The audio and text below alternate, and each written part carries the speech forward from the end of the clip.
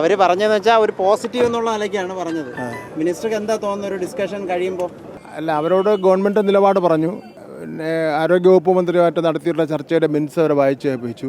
ഞാൻ പറഞ്ഞു, എൻ്റെ അനുഭവത്തിൽ ഒരു സമരം ഒത്തുതീർപ്പുണ്ടാക്കുന്നതിന് വേണ്ടി ഇതിൽ കൂടുതലൊരു ഉറപ്പ് കിട്ടുന്നത് വളരെ പ്രയാസമാണ്. ഇപ്പോൾ അവർക്ക് ഏറ്റവും പ്രധാനപ്പെട്ട ആവശ്യം എന്ന് പറഞ്ഞാൽ പിന്നെ അവിടെ അലവൻസ് വർദ്ധിപ്പിക്കുക എന്നുള്ളതാണ്. അപ്പോൾ ഞാൻ പറഞ്ഞ അതൊരു ഒരു കമ്മീഷനെ വെച്ചിട്ടുണ്ടല്ലോ, ഒരു കമ്മിറ്റി വെച്ചിട്ടുണ്ടല്ലോ, 3 മാസത്തിനകം അതിൻ്റെ തീർപ്പ് വരും. സാമ്പത്തികപരമായി എടുക്കേണ്ട ബാധ്യത പെട്ടെന്ന് പ്രഖ്യാപിക്കാൻ വേണ്ടി പറ്റില്ല.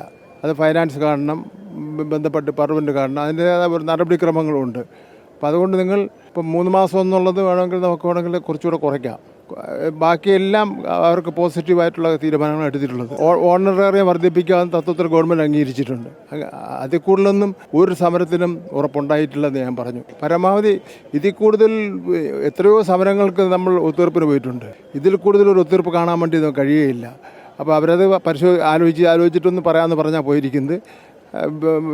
വീണ മിനിസ്റ്റർ കാര്യങ്ങൾ ബോധ്യപ്പെടുത്തിയിട്ടുണ്ട്. പോസിറ്റീവായിട്ട് അവരെ ചിന്തിക്കുമെന്നാണ് എനിക്ക് തോന്നുന്നത്.